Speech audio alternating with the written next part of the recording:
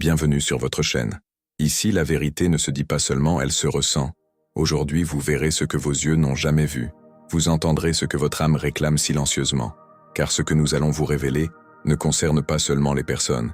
Il s'agit de présence, d'énergie, d'esprit. Ces forces invisibles qui se cachent derrière des visages familiers, des sourires doux et des étreintes chaleureuses, mais qui, au fond, vous épuisent, vous troublent, vous éloignent de qui vous êtes vraiment.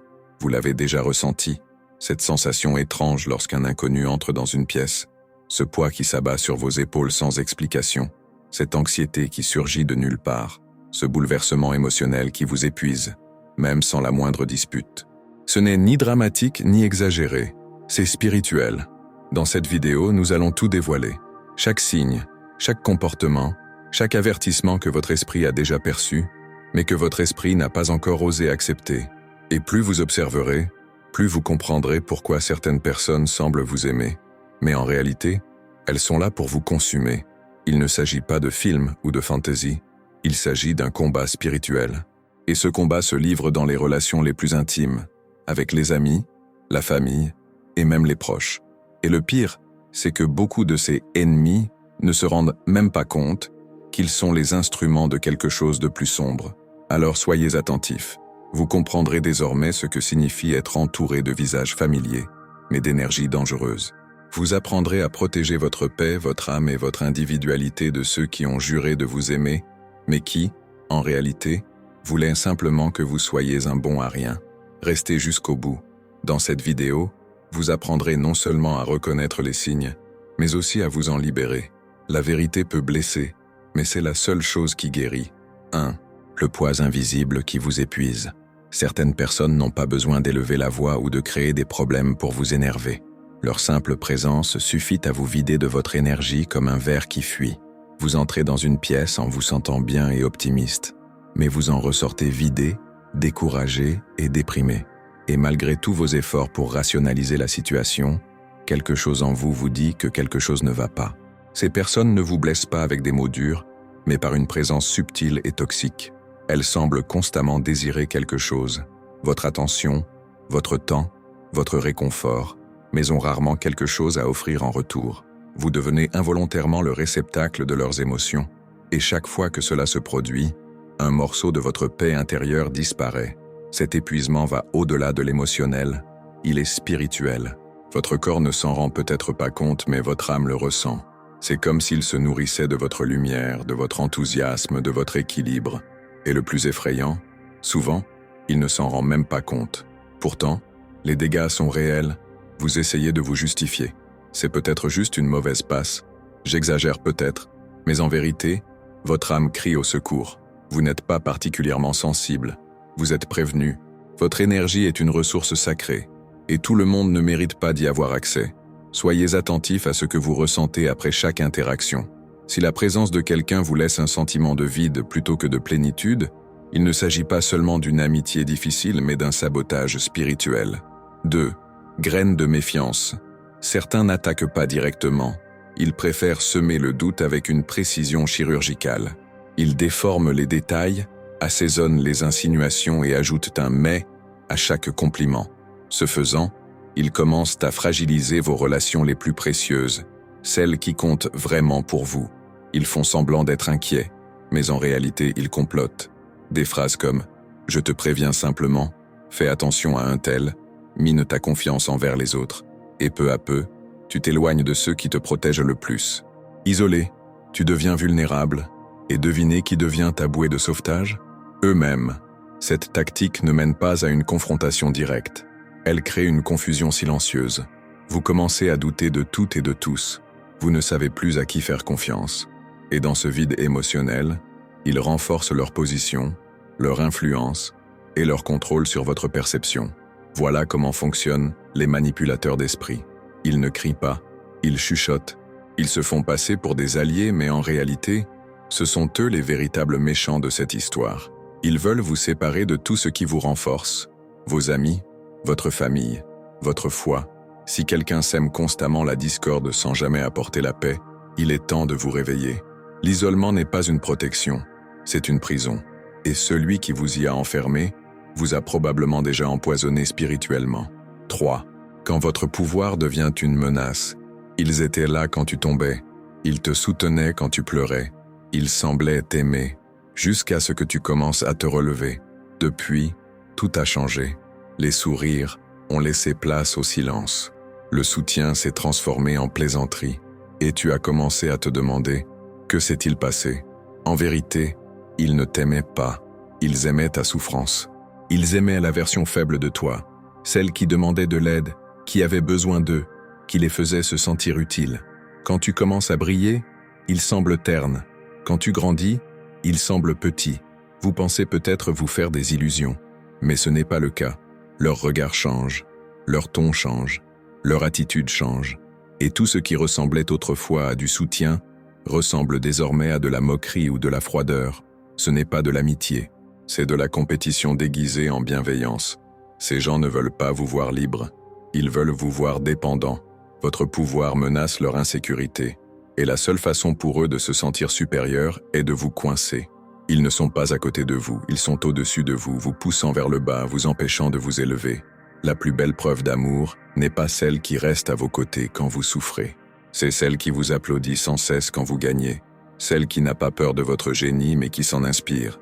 Soyez prudents. Le réconfort ne vient pas toujours de ceux qui vous soutiennent.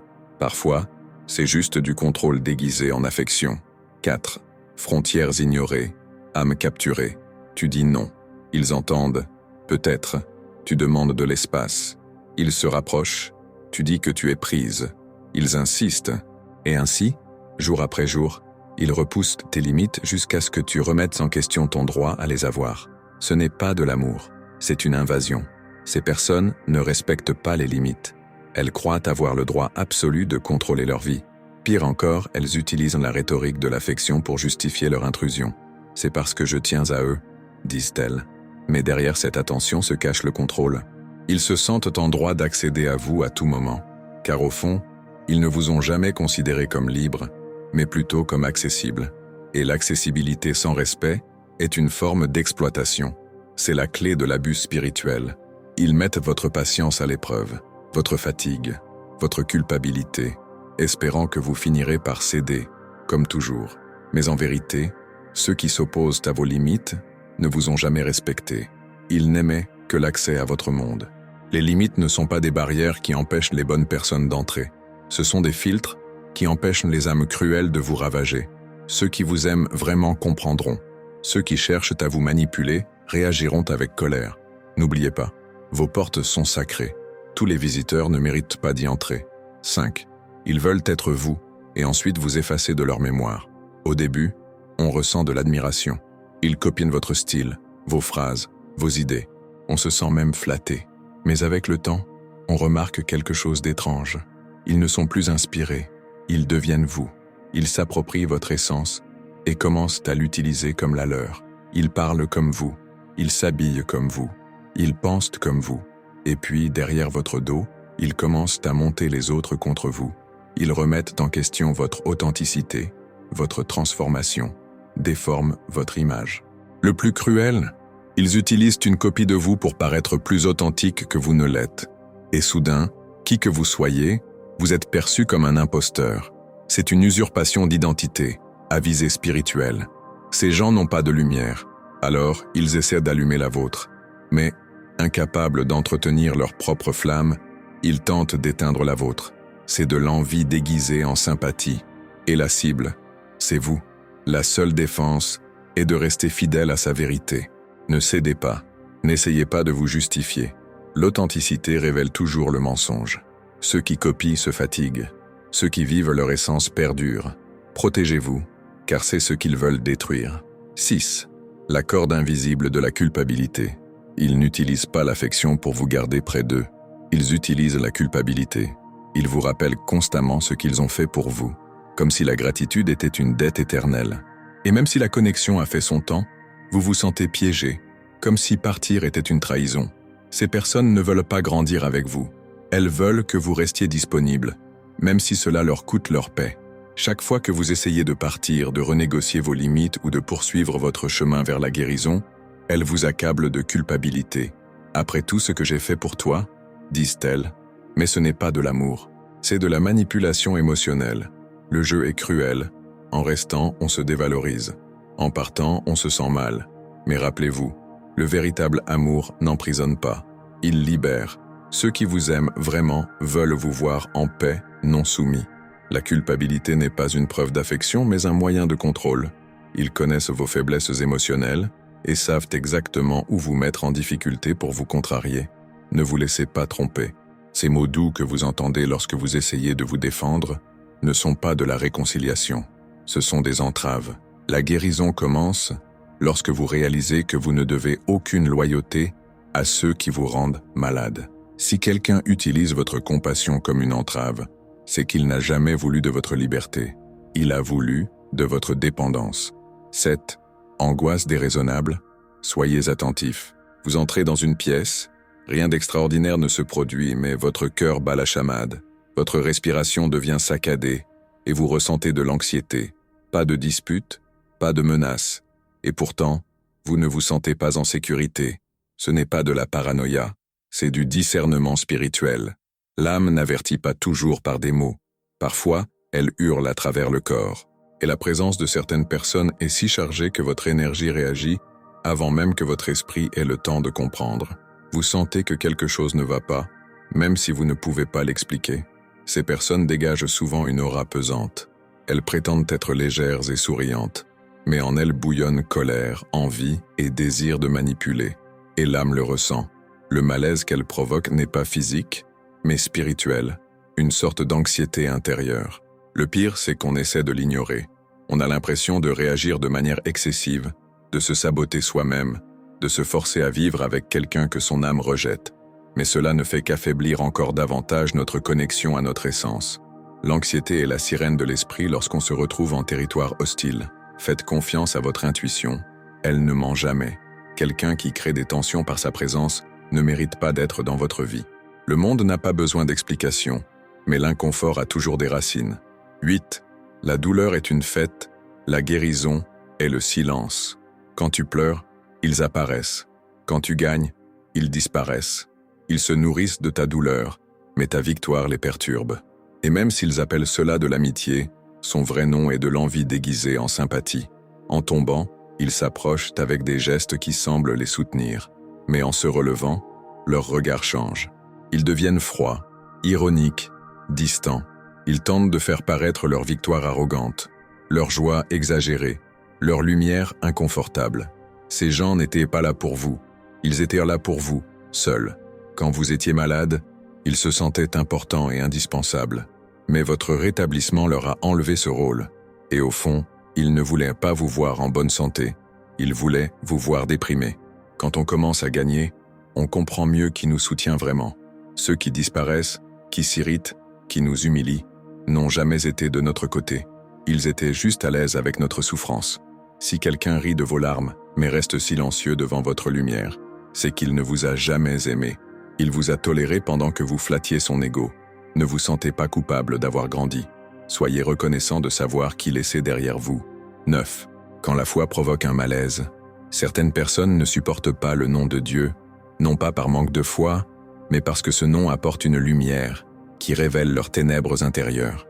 Elles se sentent mal à l'aise lorsqu'on leur parle de foi, de but, de guérison, et elles tentent de noyer le tout dans le sarcasme ou le mépris.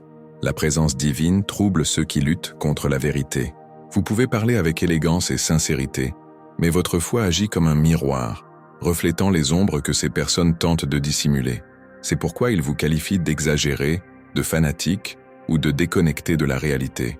Ce n'est pas leur foi qui est trop forte, c'est l'obscurité intérieure qui ne supporte pas la présence de la lumière. Et ce n'est pas une coïncidence, c'est spirituel. Chaque fois que vous vous connectez à quelque chose de plus grand, vous révélez silencieusement l'insignifiance de l'autre. Ils évitent de parler de bonté, de fausses valeurs et dénigrent la prière. Mais au fond, chaque mot qu'ils prononcent est comme une lame dans l'illusion qu'ils ont créée. La vérité n'a pas besoin d'être criée, elle apparaît, tout simplement. Et cela en soi est insupportable pour ceux qui vivent dans le mensonge. Ne restez pas silencieux, continuez à briller. Car ceux qui détestent la lumière ont déjà choisi de vivre dans l'ombre. Et votre présence ferme mais silencieuse nous rappelle que la vérité ne peut être cachée. 10. Petit à petit, tu disparaîtras. Ils ne vous prennent rien à la va-vite. Ils le font lentement. D'abord, ils influencent vos idées, puis vos décisions, enfin, votre essence. Et avant même de vous en rendre compte, vous ne vous reconnaissez plus dans le miroir. Vous êtes effacé, silencieux, déconnecté de vous-même. Ces gens ne vous détruisent pas avec leurs cris. Ils vous épuisent par leur communication. Petit à petit, vous cessez de rêver, de croire, de parler. Et tout cela semble se dérouler sans conflit direct. Mais en réalité, vous êtes modelé pour vous adapter à un espace qui n'a jamais été le vôtre. Vous commencez à abandonner des choses importantes, rêves, habitudes, désirs. Tout cela pour un faux sentiment de paix. Mais cette paix est en réalité une soumission. Vous vous adaptez à quelqu'un qui ne vous respecte pas pour qui vous êtes. Vous ne respectez que ce qu'il peut contrôler. Le plus cruel, c'est qu'au début, on ressent cela comme de l'affection, comme du soutien. Mais avec le temps, on réalise qu'on était aimé quand on était petit, fragile et peu sûr de soi. Dès qu'on essaie de se retrouver, on nous accuse immédiatement. Tu as changé. Changez vraiment. Grandissez. Réinventez-vous. Car toute relation qui vous oblige à disparaître n'est pas une relation. C'est une prison.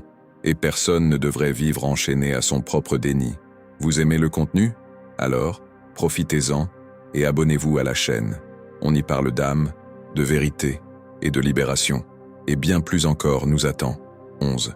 Ils vous font subtilement vous sentir petit. À chaque fois que vous êtes en leur présence, quelque chose en vous se contracte. Leurs paroles ne sont pas agressives. Leurs gestes sont discrets. Mais après la conversation, vous vous sentez moins bien, moins compétent, moins précieux. Ce n'est pas une coïncidence. C'est une stratégie émotionnelle. Ils sont spécialisés dans l'art de vous faire douter de vous-même. Ils vous méprisent, corrigent vos idées et se moquent de vos rêves. Ils ont toujours l'air de vouloir simplement vous aider. Mais au fond, leur but est de vous maintenir dans l'insécurité, car une personne sûre d'elle ne peut être manipulée. Avec le temps, vous cessez de parler de vos projets, vous cessez d'essayer, vous cessez d'y croire, et vous commencez à penser qu'il vaut mieux se taire, être discret et obéissant. Leur énergie vous sabote sans même élever la voix. Voilà le véritable visage de la domination spirituelle, non imposée par la force, mais par la suggestion, non par la violence, mais par une humiliation subtile. Ils ne cherchent pas à vous détruire, ils veulent vous rendre inoffensif. Réveille-toi, ceux qui t'aiment ne font pas taire ta voix. Ils l'amplifient, ceux qui te soutiennent n'invalident pas tes rêves, ils te nourrissent. Si quelqu'un te laisse toujours dans un état pire qu'il ne t'a trouvé, cette personne n'est pas un ami, c'est une encre. 12. Il y a toujours de la confusion, mais pas de clarté. Les relations saines apportent la paix. Même dans les conflits, on retrouve sincérité, détermination et transparence. Mais avec ces personnes, tout est flou. On ne sait jamais où l'on en est. Un instant, l'amour. L'instant d'après, le silence. Et on vit dans une incertitude constante. Cette confusion constante n'est pas une coïncidence. C'est une tactique. Plus on se sent perdu, plus on est facile à contrôler. Ceux qui évoluent dans le chaos utilisent l'instabilité comme moyen de contrôle. Ils changent constamment les règles du jeu, si bien qu'on ne sait jamais où l'on est. Vous commencez à marcher sur la pointe des pieds, à peser vos mots, à calculer vos pas.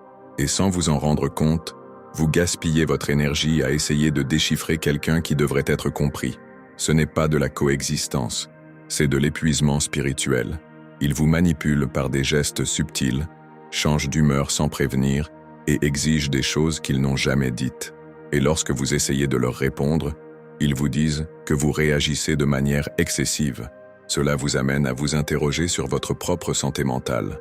N'acceptez pas la vie dans la confusion. La vérité vous libère. Les mensonges vous embrouillent. Ceux qui ont de bonnes intentions clarifient tout. Ceux qui n'en ont pas vous maintiennent dans le brouillard. Et le brouillard est le foyer des esprits manipulateurs. 13. Ils vous apprennent à douter de vous-même. Ces gens ne vous disent pas que vous êtes incapable de quoi que ce soit. Ils font pire. Ils vous le font croire vous-même.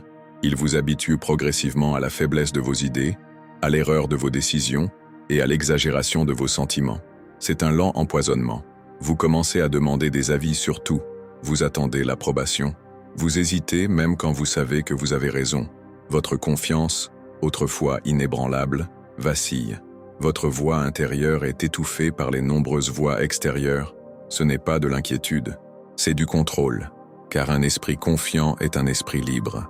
Et quiconque veut vous contrôler doit d'abord vous désarmer de l'intérieur. Et rien ne désarme plus que le doute chronique sur soi-même. Ils vous font des compliments discrets, vous critiquent fréquemment et ridiculisent votre assurance. Tout cela avec un ton du genre « c'est pour votre bien », mais en réalité, c'est juste pour vous faire croire que vous avez besoin d'eux pour prendre une décision. Retrouvez votre voix. Retrouvez votre intuition. La sagesse est déjà en vous. Et si quelqu'un vous apprend constamment à vous taire face à votre propre âme, cette personne n'est pas un professeur, c'est un voleur d'identité. 14. Il joue à la victime pour vous contrôler. Chaque fois que vous essayez de vous affirmer, il pleure. Si vous partez, ils se sentent mal. Si vous dites « ça suffit », ils disent que vous les abandonnez. C'est une performance émotionnelle avec un seul objectif, vous garder dans leur jeu. Ces gens maîtrisent l'art de l'apitoiement sur eux-mêmes. Ils sont toujours les plus blessés, les plus offensés et les plus incompris. Et ils vous font passer pour le méchant de leur histoire, même si vous ne faites que vous défendre. Vous essayez de vous expliquer, de vous justifier, de vous consoler, Et avant même de vous en rendre compte, vous vous excusez déjà pour quelque chose que vous n'avez pas fait, ravalant des mots qui auraient dû être prononcés, vous dérogeant aux limites que vous aviez le droit de fixer. Cette manipulation est l'une des plus dangereuses, car elle ne crie pas, elle supplie. Elle n'impose rien, elle fait du chantage émotionnel, et vous, qui avez bon cœur, cédez. Mais votre gentillesse ne doit pas devenir un piège. Vous n'êtes pas responsable de sauver ceux qui refusent de guérir, et vous n'êtes pas obligé de vivre en vous reprochant une souffrance que vous n'avez pas créée. Se sentir constamment victime est un bouclier qui empêche le changement, et vous n'êtes pas censé vivre prisonnier de la culpabilité d'autrui. 15. Quand l'amour pour toi te rend silencieux, ils disent qu'ils vous aiment, mais seulement si vous restez silencieux. Ils disent qu'ils vous respectent, mais seulement si vous êtes d'accord. Ils disent qu'ils vous admirent, mais seulement si vous ne prenez pas position. Cet amour a des conditions, et cette condition est ne pas être complètement soi-même. Au début, tu essaies de t'intégrer, tu adoucis tes opinions, tu parles moins, tu ressens plus, mais ton âme commence à suffoquer. Car aucun véritable amour ne nécessite de se cacher pour être accepté. Ils veulent votre côté confortable, celui qui ne dérange pas, qui ne brille pas trop, qui ne pose pas de questions. Et vous vous rétrécissez pour vous intégrer, jusqu'au jour où vous vous regardez dans le miroir et voyez un inconnu. Ce n'est pas une connexion, c'est une annulation. Une relation qui exige le silence face à sa propre essence n'est pas une connexion, c'est un effacement. Le véritable amour n'a pas peur de l'intensité. Il l'embrasse. Il est temps d'arrêter de vous enfermer dans des espaces qui ne sont pas destinés à votre âme entière. Ceux qui ne supportent pas votre lumière ne méritent pas votre chaleur, et vous n'étiez pas destiné à vivre dans un murmure alors que vous étiez né pour être une voix. Si vous êtes arrivé jusqu'ici, sachez une chose, vous n'êtes pas seul. Chaque mot de cette vidéo était une clé, et si son âme tremblait à un moment donné, c'était uniquement parce qu'elle avait appris la vérité. Elle comprenait que derrière tant de sourires se cachaient des esprits. Et que, oui, il était temps de couper les ponts, de fermer les portes et de protéger ce qu'elle avait de plus précieux, sa paix. Le chemin vers la libération commence par la prise de conscience. Maintenant que vous avez découvert ce qui était caché, vous pouvez décider de continuer à vous y laisser entraîner ou de commencer à vivre avec un but, la lumière et la vérité. Si cette vidéo vous a éveillé, touché, apaisé une blessure ou vous a aidé à mieux comprendre votre relation, partagez ce message. Il y a quelqu'un qui souffre en silence et qui a besoin de ce message. Clairement, abonnez-vous ici à votre chaîne, active cloche, feuille commit, laissez un commentaire sur ce qui vous a le plus touché. Cela contribuera à faire connaître cette vérité à davantage de personnes et à maintenir notre communauté forte, en sécurité et informée. Nous parlons ici de l'âme, de combat spirituel, de guérison, de vérité et de transformation. Rendez-vous dans la prochaine vidéo.